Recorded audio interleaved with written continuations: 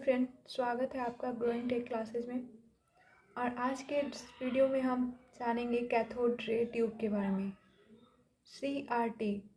CRT यानी cathode ray tube. तो cathode ray tube क्या है? कैथोड रे ट्यूब एक आउटपुट डिवाइस है जो कि हमारे कंप्यूटर ग्राफिक्स में यूज होता है। देखिए, computer graphics use different types of output devices such as monitors, printers, plotters, etc। तो बहुत सारे आउटपुट डिवाइसेस का यूज करता है कंप्यूटर ग्राफिक्स, जैसे कि मॉनिटर हो गए, प्रिंटर हो गया, प्लॉटर हो गए, और इनमें से ही एक CRT है, ठीक है, जिसका यूज हम अपने इमेज को स्क्रीन पे डिस्प्ले कराने के लिए करते हैं। तो ऐसे भी बोल सकते हैं इसे कि CRT is refreshing display device.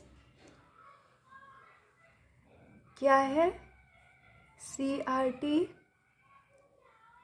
हमारा रिफ्रेशिंग डिस्प्ले डिवाइस है।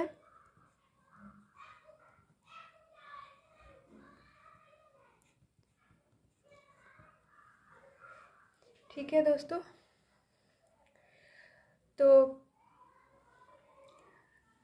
जब हम अपने इमेज को, जो कि पिक्टोरियल फॉर्म में मौजूद होते हैं,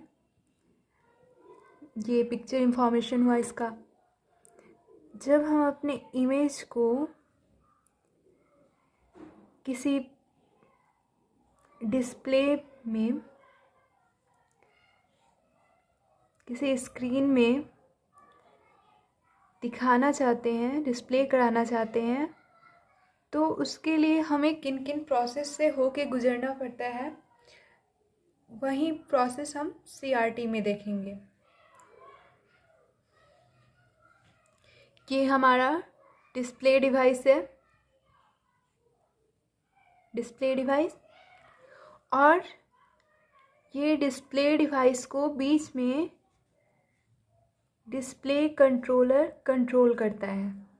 अब ये डिस्प्ले कंट्रोलर कैसे वर्क करता है, इसका वर्किंग मैकेनिज्म क्या है, ये सब हम कैथोड रे ट्यूब के वर्किंग में देखेंगे, ठीक है। तो चलिए स्टार्ट करते हैं कैथोड ट्यूब के डेफिनेशन से। A cathode ray tube is an evacuated glass tube। देखिए, जब हम अपने पिक्चर्स को, इमेजेस को प्रोड्यूस कराना चाहते हैं एक स्क्रीन पे, तो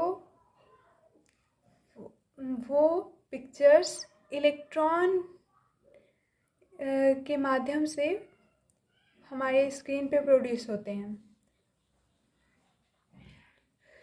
ये दोस्तों, जब हमारा पिक्चर जाता है, तो जैसे हम जानते हैं कि हमारा डिवाइस डिजिटल लैंग्वेज समझता है, और जबकि यूजर्स एनालॉग लैंग्वेज समझते हैं।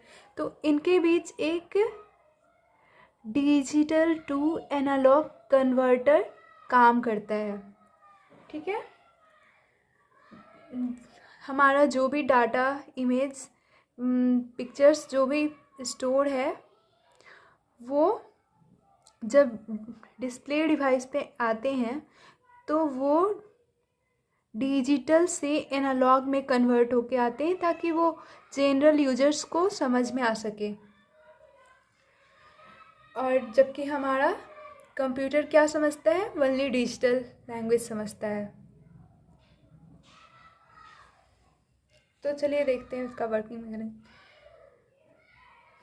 ये देखिए, ये मैंने कैथोड रे ट्यूब की एक ग्राफ बना के रखी है। और सब एक ज़रूरी बात दोस्तों, जब भी आप ये आपके यूनिवर्सिटी लेवल एग्ज़ाम्स में पूछे जाते हैं, जब भी आप ये के एग्ज़ाम में ये क्वेश्चन आए तो आप ये ग्राफ ज़रूर ड्रॉ करें, क्योंकि ग्राफ बनाने से काफ़ी अच्छे मार्क्स मिलते हैं। तो चलिए शुरू करते हैं। हमारा पिक्चर डिस्प्ले पे कैसे, हमारे स्क्रीन पे कैसे डिस्प्ले होता है ये देखते हैं। तो a cathode ray tube is an evacuated glass tube. Evacuated, ई वैक्यूम ट्यूब यानी कि इलेक्ट्रॉन वैक्यूम ट्यूब होता है। An electron gun at the rear of the tube produces a beam of electron. एक इलेक्ट्रॉन गन है हमारे पास जो कि रेयर, ये जो आखिरी हिस्सा हुआ है इसे रेयर बोलेंगे, और ये जो सामने का हिस्सा हुआ है, स्क्रीन वाला हिस्सा हुआ है, इसे फ्रंट बोलेंगे।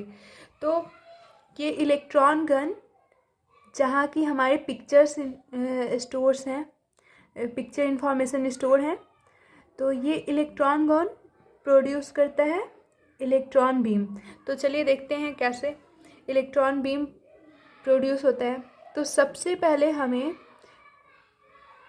एक वोल्टेज देना पड़ता है, ठीक है। जब हम अपने सिस्टम को किसी वोल्टेज जनरेट करते हैं, वोल्टेज देते हैं इसमें, तो यहाँ पे हीट होने लगता है, और ये जब हीट होता है तो इलेक्ट्रॉन गन प्रोड्यूस होने लगता है। तो जब भी हमारे सिस्टम में वोल्टेज जनरेट किया जाता है, जब भी हमारे सिस्टम को किसी हीट प्रोवाइड किया जाता है, यहाँ ये हीटर है, हाँ। तो हीटर का काम क्या करता है, हीटर का काम क्या होता है, हीटर हमारे सिस्टम को हीट कर हॉट, जब हीट प्रोवाइड करता है, ठीक है। और जब ये गर्म हो जाता है तो हमारा इलेक्ट्रॉन गन प्रोड्यूस होना शुरू करता है, यानी कि हमारे पिक्चर्स आगे बढ़ना शुरू करते हैं स्क्रीन पे जाने के लिए। तो स्क्रीन पे जाने से पहले इन्हें किन किन और चीज़ों से गुजरना पड़ता है। तो सबसे पहले इसे यहाँ एक कैथोड कोटेड होता है ये इलेक्ट्रॉन गन, इससे होके गुजरना पड़ता है, जिसके कारण ही इसका नाम कैथोड रे ट्यूब पड़ा है। उसके बाद होता है हमारे पास कंट्रोल ग्रिड। तो कंट्रोल ग्रिड होता है जो कि फ्लो ऑफ इलेक्ट्रॉन्स को, जो कि निगेटिवली चार्ज होते हैं, फ्लो ऑफ इलेक्ट्रॉन को कंट्रोल करता है, ठीक है। हमारे पास एक ही बार में बहुत सारे इलेक्ट्रॉन्स जनरेट होते हैं और इधर उधर पूरे स्क्रीन पे जाने की कोशिश करते हैं, ऐसे ऐसे चारों दिशाओं में, ये हर डायरेक्शन में जाने की कोशिश करते हैं, जो कि यहाँ पे लिखा हुआ है which is directed towards the front of the tube, ठीक है। तो ये कंट्रोल करना किसका काम है, कंट्रोल ग्रिड का। उसके बाद आता है हमारा फोकसिंग सिस्टम। फोकसिंग सिस्टम क्या करता है, फोकसिंग सिस्टम हमारे पिक्चर्स को क्लियर करता है, ताकि हमारे स्क्रीन पे जो भी पिक्चर जाए वो बिल्कुल क्लियर हो, विजिबल हो, ठीक है। तो अब देखते हैं, the inner side of the screen is coated with phosphor substance. देखिए ये जो स्क्रीन है हमारा, ये स्क्रीन का जो इनर साइड है, ये आउटर साइड नहीं दोस्तों, ध्यान देने वाली बात है, ये जो इनर साइड है वो फॉस्फर कोटेड होता है, ठीक है। और जब भी इलेक्ट्रॉन यहाँ आता है, यहाँ पहुँचता है, तो ये ग्लो करता है, ये फॉस्फर कोटिंग डिवाइस ग्लो करता है, और जहाँ भी ये इलेक्ट्रॉन पहुँचा वो पार्ट ग्लो करेगा और हमें उस पार्ट पे अपने इमेज दिख जाएंगे। तो अब हम देखते हैं कि इलेक्ट्रॉन दो तरीके से डिफ्लेक्ट होता है। एक तो होता है हॉरिजॉन्टल डिफ्लेक्शन और दूसरा होता है वर्टिकल डिफ्लेक्शन। तो हॉरिजॉन्टल डिफ्लेक्शन और वर्टिकल डिफ्लेक्शन क्या होता है? The voltage applied to vertical plates,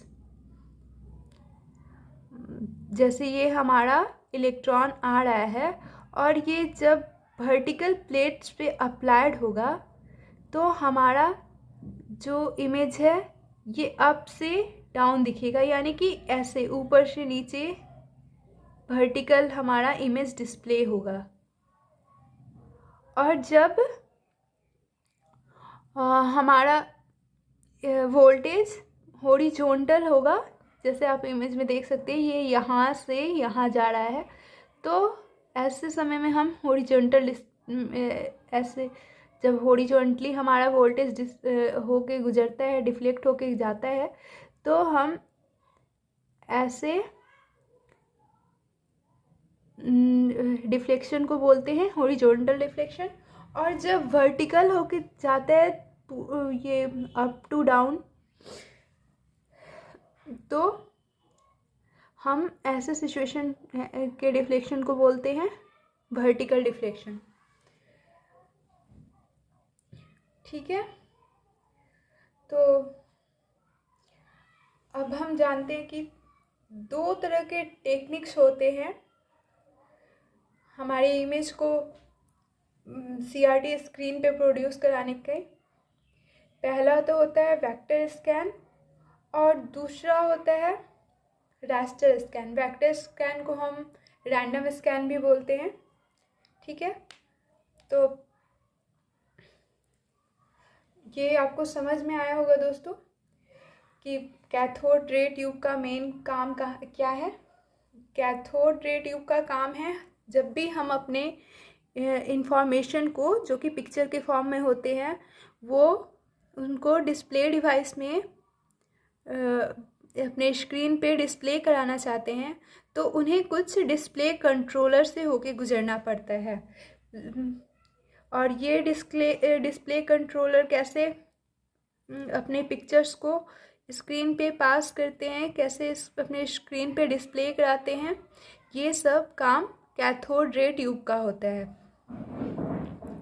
ठीक है, तो हमने देखा कि सबसे पहले एक वोल्टेज सप्लाई होता है, then electron gun negatively charge electron produce करता है, जो कि कंट्रोल ग्रिड से होके गुजरता है, फिर फोकसिंग सिस्टम से होके गुजरता है, फिर ये हॉरिजॉन्टल और वर्टिकल डिफ्लेक्शन से होके गुजरता है कि हमारा इमेज हॉरिजॉन्टल डिस्प्ले होगा या फिर वर्टिकल। ठीक है, तो उम्मीद है दोस्तों कि आपको कैथोड रे ट्यूब से रिलेटेड ये वीडियो समझ में आया होगा।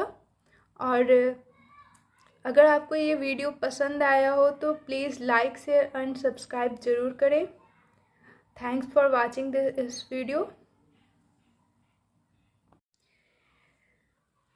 आज के टाइम में कैथोड रे ट्यूब का यूज़ बहुत ही रेयरली किया जाता है। हमारे लैब वगैरह में आपको ये देखने को मिलेगा।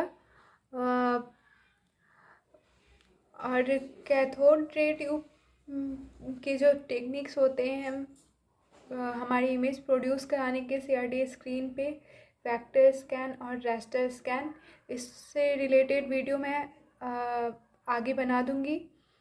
कैथोड रे ट्यूब का नोट्स मैंने नीचे डिस्क्रिप्शन बॉक्स में दे दिया है, आप वहाँ से डाउनलोड कर लीजिएगा।